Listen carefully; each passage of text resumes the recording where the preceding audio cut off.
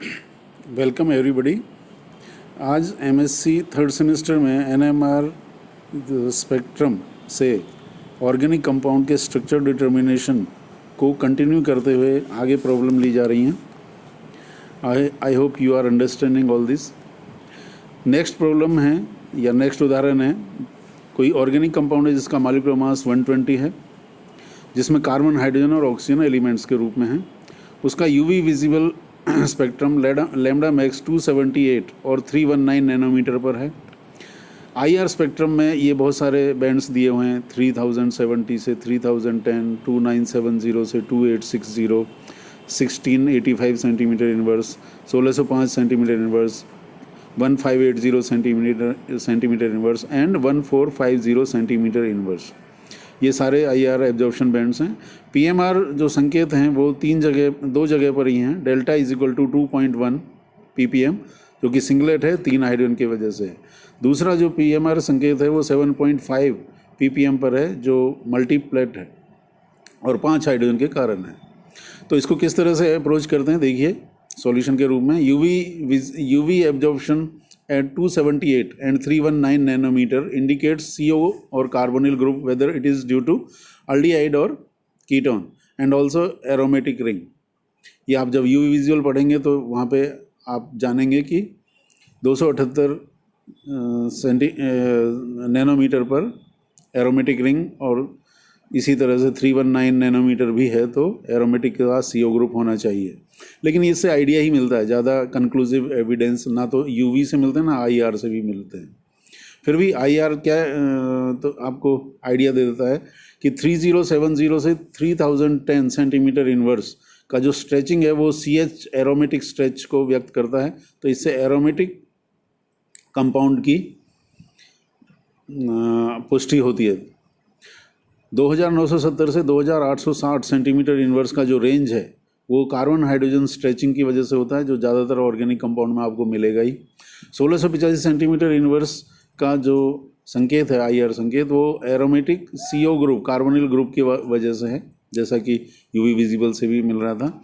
और जो बाकी जो हैं 1605 सेंटीमीटर इनवर्स, 1580 सेंटीमीटर इनवर्स और 1450 सेंटीमीटर इनवर्स, ये एरोमेटिक रिंग के कारण एब्जॉर्प्शन बैंड आए हुए हैं। आईआर में एब्जॉर्प्शन बैंड बहुत ज़्यादा मिलते हैं, 3n-5 या 3n-6 फार्मूले के अनुसार, जहाँ n परमाणुओं की संख्या होती है, नंबर ऑफ एटम्स होते हैं।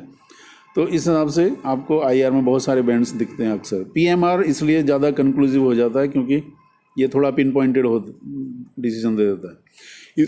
तो पीएमआर से देखिए क्या आइडिया मिलता है। 5 प्रोटॉन जो मल्टीप्लेट है और वो भी इतनी सारी डेल्टा पे, एट 7.5 डेल्टा, ये इंडिकेट कर रहा है कि ये फिनाइल ग्रुप के 5 प्रोटॉन हैं। इसका मतलब है ये बेंजीन में मोनो सब्स्टिट्यूशन होना चाहिए। तो एरोमेटिक प्रोटॉन ही इतनी सारी डेल्टा पर मिलते हैं। और इसमें जो ग्रुप लगा हुआ होना चाहिए वो भी कार्बन वाला ग्रुप हो। ठीक है, कोई बात नहीं, ये 5 एरोमेटिक प्रोटॉन को व्यक्त करता है 7.5 डेल्टा। तो 3 प्रोटॉन सिंगलेट जो 2.1 डेल्टा पर मिलता है वो मिथाइल ग्रुप के कारण होगा। So the structure should be, ऐसे लिख दिया। फिनाइल और मिथाइल तो हमने डायग्नोज कर ही दिया। तो इनका जो मॉलिक्यूलर मास है 77 तो फिनाइल का है और 15 इसका है, तो ये हो जाता है 92। और 120 में से 92 कम कर दे तो 28 हो जाएगा। 28 का मतलब CO हमने पहले ही आइडिया लगा रखा था, तो इसका मतलब है कि कंपाउंड का नाम C6 फार्मूला C6H5COCH3 ही होना चाहिए, जिसमें फिनाइल ग्रुप के 5 प्रोटॉन हैं जो 7.5 ppm पर दिखा रहे हैं और CH3 का 3 प्रोटॉन है। और क्योंकि ये CO ग्रुप से लगे हैं जिस पर कोई हाइड्रोजन नहीं है, तो ये सिंगलेट भी मिल जाएगा। और ये जो मिथाइल ग्रुप है ये क्योंकि शील्डेड रहता है तो ये 2.1 डेल्टा भी एक्सप्लेन हो गया। तो इस तरह से एसिटोफिनोन इसका ये बन जाता है। ठीक है, नेक्स्ट एग्जांपल ले रहे हैं हम, जिसमें मॉलिक्यूलर फार्मूला C8H14O4 है। UV visible spectrum transparent above 210 nanometer means it is not giving any UV visible spectrum. IR जो है सिग्निफिकेंट एब्जॉर्प्शन एट 1735 एंड 2950 है ये सेंटीमीटर इनवर्स पर दो जगह आपको IR एब्जॉर्प्शन मिल रहा है। जहाँ तक PMR का जो संकेत है, जो सिग्नल है, वो डेल्टा बराबर 1.2, ये ट्रिपलेट के रूप में है और कपलिंग कांस्टेंट J 7 हर्ट्ज है, 6 हाइड्रोजन की वजह से है, और 2.6 डेल्टा की वैल्यू जो है वो सिंगलेट है और 4 हाइड्रोजन के कारण है। 4.2 डेल्टा ये क्वार्टेट है, 4 भाग हैं इसके, क्वार्टेट का मतलब 4 से होता है, और J is equal to again यहाँ पे 7 हर्ट्ज है और 4 हाइड्रोजन की वजह से। तो ये आपको डेटा दे रखे हैं स्पेक्ट्रा के। तो इसको किस तरह से सॉल्व करेंगे, ये इस तरह से, पहले डबल बॉन्ड इक्विवेलेंट निकालते हैं। तो कार्बन की संख्या 8 को 2 से गुणा किया, 2 जोड़ा, और हाइड्रोजन की संख्या 14 से सब्ट्रैक्ट कर दिया। ऑक्सीजन को इग्नोर करना होता है। तो 16 और 2 18 माइनस 14 4/2, तो 2। तो डबल बॉन्ड इक्विवेलेंट यहाँ पे 2 आ रहे हैं। तो that means there should be unsaturation order of 2। अब यूवी विजिबल यदि 210 नैनोमीटर पर कुछ नहीं मिल रहा है, तो इसका मतलब क्या है कि इसमें ना तो कोई एरोमेटिक रिंग होगी और ना ही कोई अनसैचुरेटेड ग्रुप जैसे कार्बोनिल टाइप से कोई ग्रुप होगा अल्डिहाइड कीटोन का। IR जो बैंड है 1735 और 2950 सेंटीमीटर इनवर्स का, ये इंडिकेट करते हैं कि एक तो CO ग्रुप होना चाहिए। यहाँ पे CO ग्रुप है, लेकिन इसका मतलब ये है कि अल्डिहाइड कीटोन नहीं होगा, जो यूवी विजिबल से हम जो बोल रहे थे। CO ग्रुप तो बहुतों में मिलता है, एस्टर वगैरह सब में मिलता है। तो ये CO ग्रुप के कारण है, और 2950 सेंटीमीटर इनवर्स ये आपका CH3 में जो CH स्ट्रेच है उसकी वजह से है। जो PMR सिग्नल हैं 6 प्रोटॉन ट्रिपलेट है at delta 1.2 and 4 proton quartet at delta 4.2, और जिनका दोनों का J वैल्यू 7 हर्ट्ज है। ये इंडिकेट 2 इक्विवेलेंट इथाइल ग्रुप्स। इससे ये पता लग रहा है कि आपके जो हैं वो 2 इथाइल ग्रुप एक जैसे होने चाहिए। देखिए क्या, 6 प्रोटॉन तो आइसोप्रोपाइल में भी होते थे, लेकिन 6 आइसोप्रोपाइल में जो 6 प्रोटॉन है वो डबलेट में टूटते थे। यहाँ पर 6 प्रोटॉन ट्रिपलेट में टूट रहे हैं, और वो भी 1.2 डेल्टा पर। तो इसका अर्थ ये है कि 3 प्रोटॉन और 3 प्रोटॉन ये अलग अलग मॉलिक्यूलर स्ट्रक्चर में हैं, और ये इक्विवेलेंट हैं, इसलिए 6 प्रोटॉन 1.2 ये शील्डेड हो गया, और 4 प्रोटॉन क्वार्टेट जो 4.2 पर है, ये आपका CH2 के कारण है, जो कि CH3 से लगा हुआ है, क्योंकि इथाइल में तो CH2 भी है और CH3 भी है। तो कहने का मतलब यदि इस तरह से दिखाया गया कि 6 प्रोटॉन ट्रिपलेट है और 4 प्रोटॉन क्वार्टेट है, तो इसका अर्थ है कि CH2 CH3 2 जगह होना चाहिए इक्विवेलेंट पोजीशंस पर। और जब इसको फॉर्मूले से और हम देख लेंगे, तो 4 प्रोटॉन सिंगलेट ये भी दे रखा है, 4 प्रोटॉन सिंगलेट। देखिए अभी जो बताया था, डिस्कस किया, वो 4 प्रोटॉन क्वार्टेट था, जो CH2 CH3 दो जो थे। यहाँ पे 4 प्रोटॉन सिंगलेट ये इंडिकेट कर रहा है कि यहाँ पर CH2 ग्रुप होना चाहिए, इक्विवेलेंट ग्रुप होना चाहिए, जो कि ऐसे कार्बन से लगा हो जिस पर कोई हाइड्रोजन हो। It indicates CH2 group equivalent protons bonded to carbon having no hydrogen. Okay. अब molecular formula C8H14O4 ये आपको दिया हुआ है, तो इसका अर्थ है कि आपने 2 CH2 और CH2 ये तो डिराइव कर ही लिए। इसका अर्थ है कि इनके अणुभार, इनको जो बाकी बचता है, इसमें अब क्या बच जाएगा, 2 कार्बन और 4 ऑक्सीजन बच जाएंगे। ऑक्सीजन, क्योंकि इसका मॉलिक्यूलर फार्मूला इस तरह से था C8H14O4, तो 4 ऑक्सीजन बच गए, और कुल मिला के 8 कार्बन में से हमने कितनी कार्बन को एक्सप्लेन किया अभी तक, 1 2 3 4 5 और 6, तो 2 कार्बन और 4 ऑक्सीजन को एक्सप्लेन करना है। अब ये सब स्ट्रक्चर तभी एक्सप्लेन हो सकता है जब CH2 और CH3 के बीच में COO कार्बोक्सिलेट ग्रुप हो, जैसा कि ये स्ट्रक्चर बता रहा है कि इस स्ट्रक्चर में मॉलिक्यूलर फार्मूला भी उसी के अनुसार मिल रहा है। और देखिए ये जो CH2 ग्रुप है, ये दोनों CH2 ग्रुप इक्विवेलेंट होने की वजह से 4 हाइड्रोजन का सिंगलेट भी मिलेगा, क्योंकि ये इनसे लगी हुई जो कार्बन है ये वाली, इन पे कोई हाइड्रोजन नहीं है।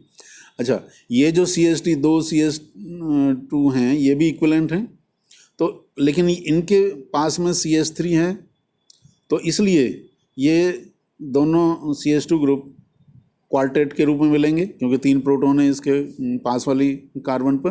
तो इस प्रकार से 4 प्रोटॉन क्वार्टेट भी एक्सप्लेन हो गया। और ये जो CH3 ग्रुप है ये वाला, यहाँ पर 6 हाइड्रोजन और ट्रिपलेट भी एक्सप्लेन हो सकता है कि 6 हाइड्रोजन तो CH3 में है, और ये CH3 इधर दोनों तरफ CH2 से लगे हुए हैं, तो 2 हाइड्रोजन यदि होंगे समीपवर्ती कार्बन पर तो वो पीक ट्रिपलेट में ही टूटेगी। तो ये सारे ऑब्जर्वेशन तभी एक्सप्लेन हो सकते हैं जब इस तरह का स्ट्रक्चर हो। ये यूवी विजिबल भी कहीं नहीं दिखाएगा, और इसका IR जो स्पेक्ट्रम है वो उसके अनुसार है। 1735 सेंटीमीटर भी एक्सप्लेन हो गया, और CH स्ट्रेच भी एक्सप्लेन हो गई। इसका नाम है डाई इथाइल सक्सीनेट। तो इस तरह का आपको कंक्लूजन करना होता है। जैसे जैसे आप प्रैक्टिस करेंगे आपका कॉन्फिडेंस बढ़ता रहेगा। Next example, molecular formula C3H5ClO2 है, ध्यान से सुनिए। UV visible spectrum, no significant absorption above 210 nanometre. Again इसका मतलब इन्फ्लुएंस उसका यही हुआ कि इसमें बेंजीन रिंग भी नहीं है और कार्बोनिल अल्डिहाइड या कीटोन भी नहीं है। IR, a broad band in the range of 2500 से 3300 centimetre inverse and strong intensity band at 1705 centimetre inverse, ये दिया हुआ है। और NMR जो संकेत हैं वो 3 है भाई। 2.8 ट्रिपलेट है और इसकी इंटेंसिटी का रेशियो 2 है। 3.8 ये भी ट्रिपलेट है, इसका इंटेंसिटी रेशियो 2 है। और डेल्टा यहाँ पे 12 है, बहुत ज़्यादा है। ये सिंगलेट है, इंटेंसिटी 1 है। 2:2:1 की इंटेंसिटी है, तो इंटेंसिटी का जोड़ 5 हो जाएगा, और 5 ही हाइड्रोजन है। इसका मतलब है जो आपका 2.8 का जो डेल्टा था, जो ट्रिपलेट था, वो 2 हाइड्रोजन के कारण है। 3.8 का जो ट्रिपलेट था वो भी 2 हाइड्रोजन के कारण है, और 12 का जो सिंगलेट है वो 1 हाइड्रोजन के कारण है। तो किस तरह से प्रोसीड करते हैं, अगेन वही बता दिया। 210 नैनोमीटर पर कोई यूवी विजिबल स्पेक्ट्रम ना होने का मतलब है एरोमेटिक या कंजुगेशन या C double बॉन्डो ketone aldehyde absent है। IR का देखते हैं, स्ट्रॉन्ग बैंड एट 2500 से 3300 centimetre indicates presence of alkyl group and OH group. आप पढ़ेंगे जब IR तो जान जाएंगे कि OH का इंटेंस बैंड मिलता है 3000 से अबव पर, और 1705 जो है band, it may be due to COH group. ये भी आपको IR में बताया जाएगा कि COH ग्रुप का जो IR बैंड है वो 1700 के आसपास मिलता है। ठीक है, तो ये हमने आइडिया, इंडिकेशन मिल गया है कि COH ग्रुप हो सकता है। और इसमें ये भी जानना जरूरी होता है कि कौन एब्सेंट है। एब्सेंट क्या है, अल्डिहाइड कीटोन एब्सेंट हैं, और एरोमेटिक ग्रुप भी नहीं है, ये भी एब्सेंट है। तो ये प्रेजेंस के साथ एब्सेंस भी इंपॉर्टेंस रखती है। डबल बॉन्ड इक्विवेलेंट निकालेंगे तो कार्बन की संख्या 3 को 2 से मल्टीप्लाई, फिर 2 जोड़ा 6, 2 8, माइनस हाइड्रोजन की संख्या को कम किया गया है और क्लोरीन की संख्या को कम किया गया है। तो 8 - 6 2, 2/2 1। तो इसमें डबल बॉन्ड इक्विवेलेंट केवल एक ही है। NMR क्योंकि ये ज़्यादा कंक्लूसिव रिजल्ट देता है। तो अब जरा देखिए, 2 triplet at delta 2.8 and 1.8 value indicate 2 adjacent non equivalent CH2 groups. देखिए, क्योंकि यहाँ पर दोनों ही ट्रिपलेट हैं, इसका अर्थ ये है कि ये 2 कार्बन हैं जो दो हाइड्रोजन से ही जुड़े हैं, ताकि 2 ट्रिपलेट तभी आ सकते हैं जब CH2 ग्रुप हो। और ये नॉन इक्विवेलेंट होंगे। नॉन इक्विवेलेंट का मतलब है कि अलग अलग ग्रुप से जुड़े हुए होंगे। यदि एक ही दोनों तरफ एक जैसा हो तो ये इक्विवेलेंट होते, और ऐसा होने पर आपको सिंगुलैरिटी मिलता है, एक ही जगह पर सारे मिल जाते हैं। तो CH2 ग्रुप अनइक्विवेलेंट हैं। Presence of very low field delta बराबर 12 इंडिकेट्स COH ग्रुप। आपने पढ़ा है कि एसिड का जो प्रोटॉन है वो बहुत ही डाउन फील्ड होता है, और 12 और 15 तक भी चला जाता है। तो एक तो आइडिया मिल गया कि COH है इसमें, क्योंकि 3 PMR संकेत थे, एक डेल्टा आपका 12 पर था। सिंगलेट का मतलब है ये हाइड्रोजन इस तरह की कार्बन से लगा है जिस पर कोई हाइड्रोजन नहीं है। तो COH मिल गया, CH2 भी मिल गया। अब क्योंकि मॉलिक्यूलर फार्मूला में क्लोरीन है तो अब और कोई गुंजाइश ही नहीं बचती। किसके अलावा CH2 और COH मॉलिक्यूलर फार्मूला ही बताता है, 2 ऑक्सीजन हैं और इधर फिर क्लोरीन होगी। एक CH2 पर क्लोरीन जुड़ी हुई है और दूसरे छोर पर COH है। तो इस तरह से तीनों PMR संकेत इसमें एक्सप्लेन हो गए और आपका UV विजिबल भी एक्सप्लेन हो गया और IR भी एक्सप्लेन हो गया है। तो नाम है इसका 3-क्लोरोप्रोपेनोइक एसिड। ठीक है, तो इसी तरह से नेक्स्ट एग्जांपल लिया जा रहा है मॉलिक्यूलर फार्मूला जिसका C4H7N है। इसमें भी UV विजिबल स्पेक्ट्रम में no significant absorption above 200 nanometre पर कोई एब्जॉर्प्शन नहीं है। IR में significant absorption band at 2940, 2270 and 1460 centimetre inverse. 3 जगह IR बैंड मिल रहे हैं। और PMR अगेन देखिए, मैंने कहा PMR is more helpful in organic chemistry than UV visible IR। Delta 2.72 septet है भाई, 6.7 हर्ट्ज का कपलिंग कांस्टेंट है। ये कपलिंग कांस्टेंट 7 के आसपास है, तो इसका मतलब विसिनल हाइड्रोजन होना चाहिए, बगल वाली हाइड्रोजन का। 1.33 पर डबलेट है, ये भी 6.7 CPS है और रेशियो है 1:6। Okay, this is the findings. अब 1:6 है तो इससे भी पता लग रहा है कि 7 ही हाइड्रोजन है, तो अब कोई प्रॉब्लम ही नहीं रहेगी। इसका मतलब है जो पहला 2.72 का है जो सिग्नल, वो 1 हाइड्रोजन की वजह से है और 1.33 का जो सिग्नल है वो 6 हाइड्रोजन की वजह से है, क्योंकि इनका जोड़ भी 7 होता है, 6 और 1 7 का, और हाइड्रोजन भी 7 ही है। उसको किस तरह से प्रोसीड करेंगे? डबल बॉन्ड इक्विवेलेंट निकालते हैं, 2 आएगा, 2 × 4 कार्बन की संख्या जो है प्लस 2 -7 और नाइट्रोजन की संख्या को जोड़ा जाता है। 8 2 10, 10 और 11 -7, 4/2 हो गए। ठीक है। UV absorption of band above 200 indicates absence of conjugation. ना तो कंजुगेशन होगा, संयुग्मन, ना अल्डिहाइड या कीटोन या एरोमेटिक, कुछ नहीं होगा इसमें इन चारों में से। जहाँ तक IR का सवाल है, 2940 सेंटीमीटर इनवर्स, ये जस्ट पहले बताया, it is due to CH stretching. 2270 centimetre inverse may be due to CN stretch, क्योंकि नाइट्रोजन ऑलरेडी है तो कार्बन नाइट्रोजन का आप पढ़ोगे या वो आपको यहीं पर मिलता है। कार्बन नाइट्रोजन का जो स्ट्रेच है वो 2270 सेंटीमीटर पर मिलता है, जो कि साइनाइड में होता है। 1400 सेंटीमीटर इनवर्स का जो IR है, it may be due to carbon stretching. ये भी याद कर लीजिए भाई, ये करना पड़ेगा ऑर्गेनिक केमिस्ट्री में, तो कार्बन भी मिलेगा, बॉन्ड कार्बन हाइड्रोजन भी मिलेगा। 1460 सेंटीमीटर इनवर्स का जो स्ट्रेच है वो it is due to carbon bond. जहाँ तक PMR का सवाल है, यहाँ पर देखिए बहुत सिंपल था, ए सेप्टेट है तो ज़्यादा चांस है कि ये आइसोप्रोपाइल ग्रुप होगा या 2 मिथाइल ग्रुप होंगे जो एक ही कार्बन से लगे होंगे, इक्विवेलेंट होंगे।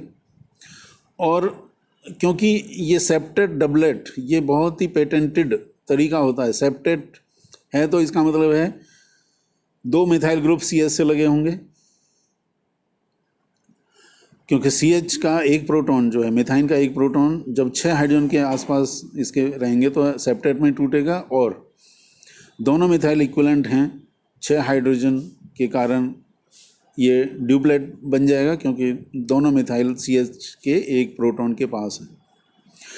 तो ये जो सीक्वेंस है याद कर लीजिए, septet and doublet indicates isopropyl group, CH3 whole twice CH। ठीक है, तो ये आइडेंटिकल CH3 ग्रुप्स हैं, जो कि 1.33 का जो डेल्टा जो लिखा हुआ था वो इसी की वजह से था, ये वाला ये था। ठीक है भाई।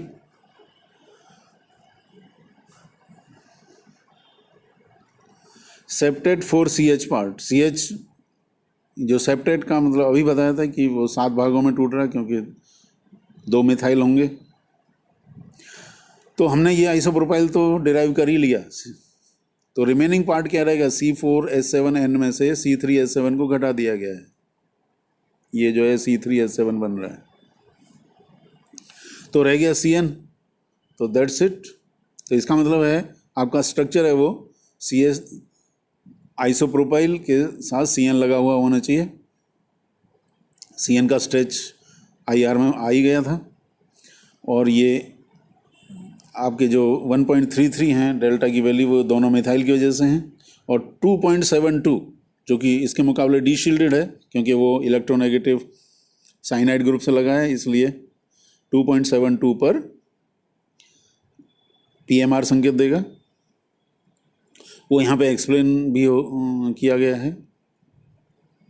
तो इस तरह से इसका जो नाम है 3 मिथाइल प्रोपेन नाइट्राइल बन जाता है। इस तरह से डायग्नोसिस किया गया है इस कंपाउंड के लिए।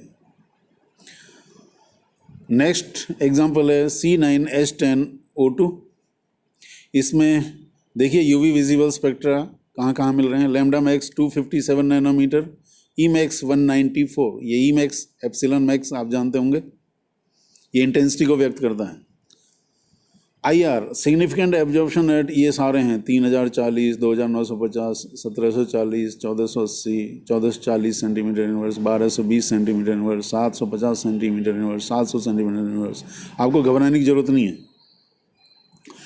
इनमें सबको एक्सप्लेन करना ज़रूरी भी नहीं होता, जो आपके मतलब की हैं उनको आप एक्सप्लेन कर सकते हो। PMR जो संकेत है वो डेल्टा 1.96 पर है, 3 प्रोटॉन की वजह से है और सिंगलेट के रूप में है। नेक्स्ट जो है वो PMR 5.0 ppm पर है, 2 हाइड्रोजन के कारण है, सिंगलेट है। एंड 7.22, ये 7.22 काफ़ी ये अच्छा रिजल्ट होता है, 5 हाइड्रोजन हो तो और ही बढ़िया, सिंगलेट दिया हुआ है, तो इसका मतलब C6H5 के 5 प्रोटॉन है जो एक जगह पर ही रेजोनेंस बताते हैं। एनीवे ये 3 हैं, 3 संकेत। अब डबल बॉन्ड इक्विवेलेंट निकालते हैं। कार्बन की संख्या 9 को 2 से गुणा किया, फिर 2 जोड़ा और हाइड्रोजन की संख्या 10 घटा दी, तो ये तुम्हारा 18 2 20 माइनस 10 10 बटा 2 5।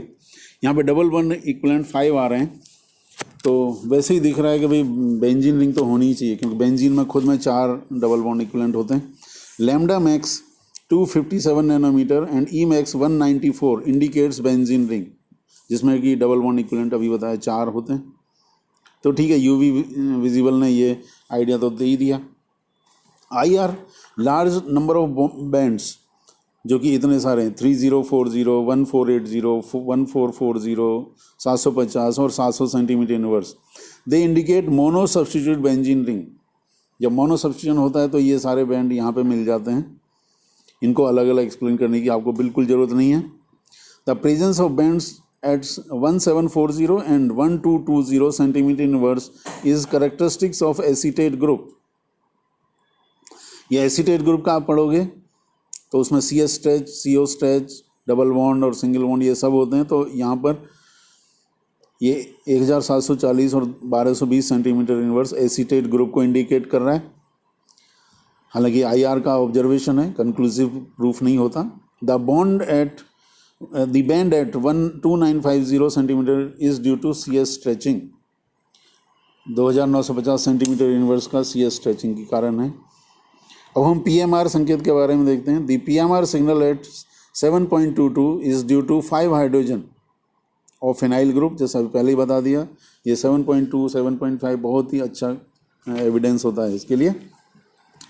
Singlet nature of this peak indicates that the carbon of the substituent has same electronegativity as the carbon of benzene ring.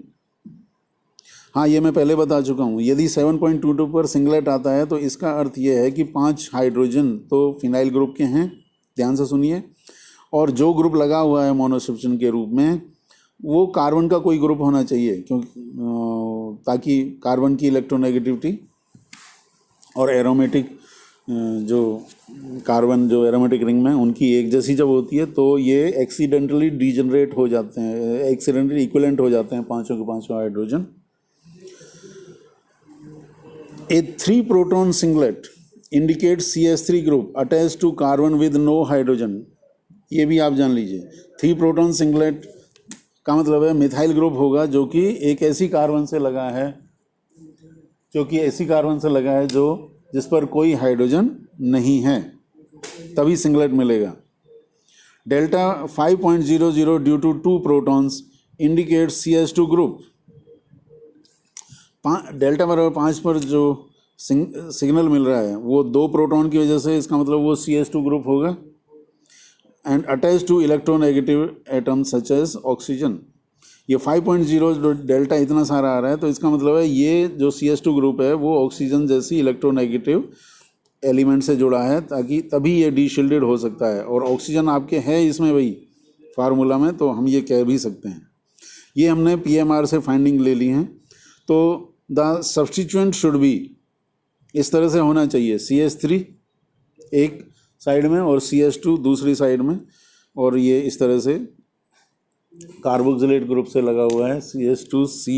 CH2O CO CH3 group है. इसमें CH3 जो ग्रुप है वो डीशिल्डेड है क्योंकि वो कार्बन से लगा है, तो 1.96 डेल्टा उसी का है. और CH2 और ये सिंगलेट भी बताया था ड्यू टू 3 प्रोटॉन. और ये जो CH2 जो ऑक्सीजन से लगा है, इलेक्ट्रोनेगेटिव होने की वजह से ये डीशिल्डेड हो गया, डेल्टा बराबर 5 पर पहुंच गया इसका सिग्नल. तो the compound should be phenyl ring के साथ CH2O CO CH3 अर्थात बेंजाइल एसीटेट इसका नाम हो जाता है. इससे आप जो भी ऑब्जर्वेशन है उनको एक्सप्लेन कर सकते हो. और लास्ट एग्जांपल आज के लिए जो हम ले रहे हैं वो है मॉलिक्यूलर फार्मूला C3H7NO. यहाँ पर UV विजिबल स्पेक्ट्रम यदि लेते हैं तो लैम्डा मैक्स 238 नैनोमीटर पर है, और ई मैक्स इसका 10,500 है. बहुत ज़्यादा है भाई इसका जो ई मैक्स एप्सिलॉन मैक्स. इसको मोलर एक्सटिंक्शन कोफिशिएंट भी बोलते हैं. IR सिग्निफिकेंट एब्जॉर्प्शन एट 3428, 2941 से 2857, 1681 centimetre inverse and 1452 centimetre inverse पर इस तरह के IR बैंड मिल रहे हैं. जहाँ तक PMR का है, डेल्टा इजिकल टू 1.9 है पर मिल रहा है. 3 हाइड्रोजन की वजह से सिंगलेट है. ये तो दिख रहा है CH3 ग्रुप होगा जो कि ऐसी कार्बन से लगा है जिस पे कोई हाइड्रोजन नहीं है. 2.7 पर है 3 हाइड्रोजन, अगेन सिंगलेट है. और 8.13 है 1 हाइड्रोजन, और ये भी सिंगलेट है. ठीक है, कोई बात नहीं. 3 PMR संकेत हैं. इसका सॉल्यूशन कैसे करते हैं? पहले डबल बॉन्ड इक्विवेलेंट निकालेंगे. तो कार्बन की संख्या 3 × 2 6 2 8, 8 में से 7 कम करे, 1 और 1 नाइट्रोजन का जोड़ दिया. ऑक्सीजन को इग्नोर करना है तो 2/2 1. ओके, एक डबल बॉन्ड है इसमें. लैम्डा मैक्स जो है वो 238 नैनोमीटर, और एप्सिलॉन बहुत ज़्यादा होने का अर्थ है कि इट इंडिकेट्स कंजुगेशन. इसका मतलब इसमें कंजुगेशन संयुग्मन होना चाहिए किसी तरह का. IR 2941 से 2857 ये CS स्ट्रेचिंग को दर्शाता है. 3428 ये नाइट्रोजन हाइड्रोजन की स्ट्रेचिंग को दर्शाता है. जब आप IR स्पेक्ट्रोस्कोपी पढ़ोगे तो इनके बारे में जानोगे. 1452 centimetre inverse carbon carbon stretching को दर्शाता है. 1681 centimetre inverse carbon oxygen stretching को दर्शाता है, which is in conjugation with the lone pair of electron on the nitrogen. तो इसलिए इसका CO का जो 1700 के आसपास था वो कम हो गया है.